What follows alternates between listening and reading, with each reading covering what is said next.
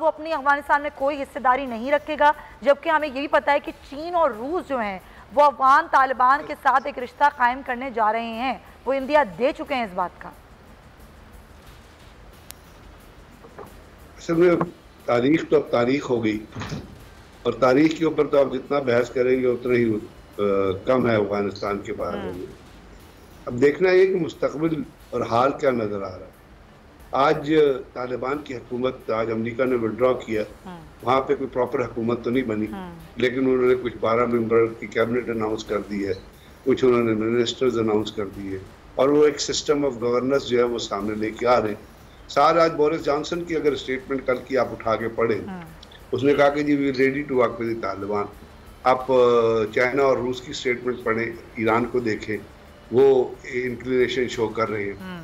असल में देखना ये कि अफगानिस्तान के अंदर इन तमाम के निकलने के बावजूद ड्रोन अटैक्स हो रहे हैं, और वो ड्रोन अटैक्स हो रहे हैं दाइश के नाम पे कि हम दाइश को टारगेट करने जा रहे हैं। दाइश तो ये पिछले पूरे 1-1.5 साल में दोहा मुज़ाकरात से पहले अमेरिकन ने अपनी जो परसूट टीम्स थी और जो ऑपरेशनल टीम थी उनको एक जगह पे जमा कर दिया था। They were not undertaking any operation. अगर वो ऑपरेशन कर रहे थे तो वो अफगान डिफेंस फोर्सेस के साथ मिलके तालिबान के खिलाफ ऑपरेशन कर रहे थे कि उन्होंने फलानी जगह हमला कर दिया, हमने ऑपरेशन कर दिया, फलानी जगह ऑपरेशन कर दिया, हमने एरियल बॉम्बिंग। पहला सवाल तो दुनिया में ये उठना चाहिए और सोचना चाहिए लोगों को तारीख के बजाय कि उन्होंने एक साल दाइश के ऊपर हमला क्यों नहीं किया। उस वक्त भी तो दाइश वहां मौजूद, कुन्नड़ में भी थी, नूरिस्तान में भी थी, तो आप उनको टारगेट करते, उनके स्ट्रक्चर्स को टारगेट करते, उनको डेवलप ना होने देते, उनको क्यों स्ट्रेंथन होने देते? किसने strengthen? Daesh is the product of CIA and Musaid. अब अगर वो वहां पे क्या जो उनकी मर्जी के बगैर काम नहीं कर सकती और इतने दाइश के लोग भी नहीं है, अगर वो हमला कर अफगानिस्तान के अंदर तालिबान हुकूमत बना रहे हैं, अमेरिकन जाते हुए 80,000 गाड़ियां, कोई अपना हेलीकॉप्टर, आप मुझे बताएं कि जो हेलीकॉप्टर छोड़ के गए हैं इनको अफगानिस्तान के में ट्रांसपोर्ट करने में कितनी फ्लाइट चाहिए थी? 124 या 20 या 40 हेलीकॉप्टर्स को C-130 के ऊपर अगर आप मल्टीप्लाई करें, अगर ये इसको अपना असेंबल्ड फॉर्म में भी लेके जाते तो इनके 5 फ्लाइटें चाहिए थी, जिसके C-1 ये जो इनके पास ट्रांसपोर्ट प्लेन्स हैं, इनसे ये हेलीकॉप्टर अफगानिस्तान। तो आप ये नहीं सोच रहे सारे लोग यहाँ पे कि इतना इक्विपमेंट क्यों छोड़ के गए? उन्होंने क्यों ये सोचा कि ये तालिबान के हवाले लग जाए? असल में मैं जिस तरह मुस्तकबिल को देख रहा हूँ उसमें वो औरतों को इजाज़त दें या न दें, हुकूमत बने या न बने, जेंडर डिस्क्रिमिनेशन हो, या ये एडमिनिस्ट्रेटिव मामला हैं। अफगानिस्तान का अपना मामला है, जो वो कर रहे, दुनिया को उसके अंदर इंटरफेयर मेरे ख्याल वो करेंगे भी नहीं, क्योंकि उनकी कुछ टैसिट अंडरस्टैंडिंग है। अफगान जब CIA के DG आए थे वो कुछ बातें करके गए थे अफगान।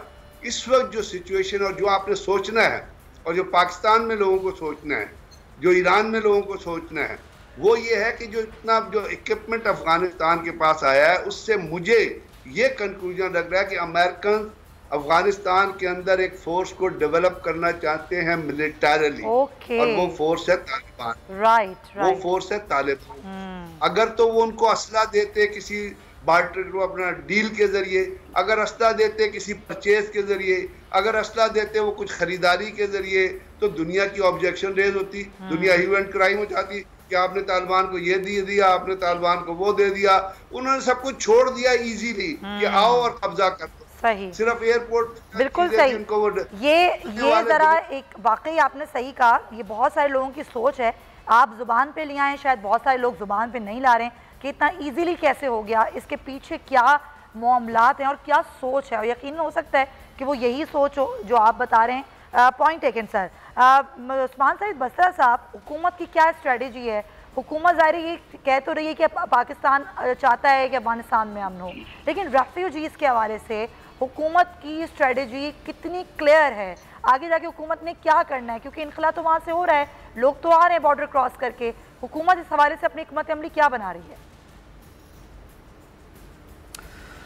बिस्मिल्लाहिर्रहमानिर्रहीम। सुमैया, आपका बहुत शुक्रिया।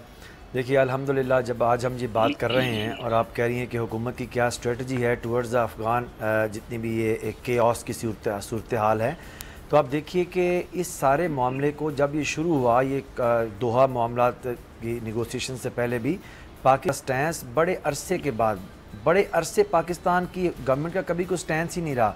जब से हमारी हुकूमत आई है, जब से वज़ीर-ए-आज़म इमरान ख़ान ने अपनी हुकूमत का ये अनाने हुकूमत संभाले हैं, उसके बाद से पॉलिसीज़ के अंदर बिल्कुल वो क्लियर हेडेड है। एब्सोल्युटली वो किसी जगह पे भी किसी पॉलिसी के अंदर ग्रे एरिया के अंदर नहीं है, वो ब्लैक एंड वाइट के अंदर खड़े हुए हैं। देखिए यही अमेरिका था, यही अफ़गानिस्तान था, ऐसे हालात थे। यहाँ पे ऐसे वज़ीर-ए-आज़म रहे, ऐसे लोगों के पास हुकूमत थी जो एक टेलीफोन कॉल से आगे की ज़रूरत ही नहीं रखते थे। लेकिन आज अल्हम्दुलिल्लाह अक्रॉस द टेबल आप देख लें कि किसी की कहाँ भी एफिलेशन है, इस बात को कोई बबांगे दोहल मान रहा है तो कोई दिल के अंदर मान रहा है कि एक एब्सोल्युटली नॉट ने, एक जुर्रतमंदाना बात ने, एक क्लियर हेडेड विजन ने जो वज़ीर-ए-आज़म पाकिस्तान के यहाँ मौजूद है, उसने सारे खित्ते के अंदर एक बड़ी लंबी खाना जंगी को रोक दिया है, जिसकी तरफ अभी गज़नफ़र भाई भी इशारा कर रहे थे। देखिए मसला क्या है, मसला अब ये है कि हमारे बिल्कुल हमसाये के अंदर अफ़गानिस्तान एक खिता है जिसके अंदर अभी सरेदस कोई हुकूमत नहीं, जैसा कि पीजे मीर साहब कह रहे थे, और ये बड़ी अलार्मिंग सिचुएशन है। हमें पाकिस्तान को बड़ा केयरफुली, गवर्नमेंट इस पर बड़ी क्लियर है, बहुत सी चीज़ें इस तरह की हमें टेलीविज़न पे आपके सामने रख नहीं सकता, लेकिन चीज़ें जिस तरह की हो रही हैं उसको समझने में बिल्कुल ईजी टू अंडरस्टैंड है। आप लोग की स्ट्रेटेजी क्या है, क्योंकि अभी भी कंफ्यूजन है, और कंफ्यूजन आपको पता है एक नैरेटिव बिल्डअप होता है, कहीं ना कहीं से वो चलता है कि जी हुकूमत अभी तक समझ नहीं पा रही है कि उसने किस तरफ जाना है। अमेरिका के हवाले से आप लोगों की स्ट्रेटेजी क्या है?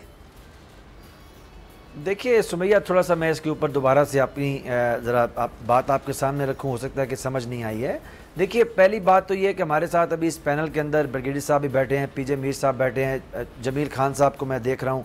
ये सारे लोग पाकिस्तान की फ़ॉरेन पॉलिसी को बड़ी अच्छी तरह से समझते हैं और इसको भी अंडरस्टैंड करते हैं कि फ़ॉरेन पॉलिसी और हुकूमत की वो तरजीहात जो हैं टेलीविज़न के ऊपर डिस्कस नहीं की जा सकती हैं। लेकिन उसके जितने भी लिटमस टेस्ट हैं वो आपके सामने नज़र आ रहे हैं कि आज जो एक फॉरेन ऑक्यूपाइड फोर्सेस थी अफ़गानिस्तान से चले गई हैं, पाकिस्तान जो है वो अफ़गान रेफ्यूजीज़ की सूरत के अंदर भी उसको रजिस्ट कर रहा है। अब हम इजाज़त नहीं दे रहे कि आप वहाँ से उठ के आएँ और यहाँ पे आके अपने डेरे डाल लें। बड़ी चीज़ों को वाइजली, पोलिटिकल वाइजली और इंटरनेशनल एरिना के अंदर वाइजली आपके वज़ीर-ए-आज़म और आपकी जितनी भी दूसरे इदारे हैं वो लेके चल रहे हैं। और सबसे बड़ी और खुशी की बात जो है, इत्मीनान की बात जो है कौम के लिए, वो ये है कि आज पाकिस्तान के इदारे और पाकिस्तान की हुकूमत प्राइम मिनिस्टर की लीडरशिप के अंदर ये तमाम एक पेज के ऊपर है और सब इसके ऊपर मुत्तफिक हैं कि पाकिस्तान की हुकूमत पाकिस्तान की जमीन को इस्तेमाल नहीं होने देगी। नंबर वन, हम पीस के लिए, अमन के लिए दुनिया के साथ देने को तैयार हैं, लेकिन किसी डिस्टेबलाइज एक्टिविटी का जो फ्यूचर के अंदर ट्रबल मेकिंग हो इस खित्ते के अंदर, उसका हुकूमत हिस्सा नहीं बनेगी। और एब्सोल्युटली नॉट जैसी एक नैरेटिव जो है वो बिल्कुल आपके सामने खड़ा हुआ है कि हम पाकिस्तान की जमीन इस्तेमाल नहीं होने देंगे। एब्सोल्युटली नॉट, हम पीस के साथ हैं। एब्सोल्युटली यस, ये हमारी स्ट्रेटजी है। गवर्नमेंट बड़ी इस पर क्लियर है जी। सब्सक्राइब करें और बेल दबाएं ताकि कोई खबर रह न जाए।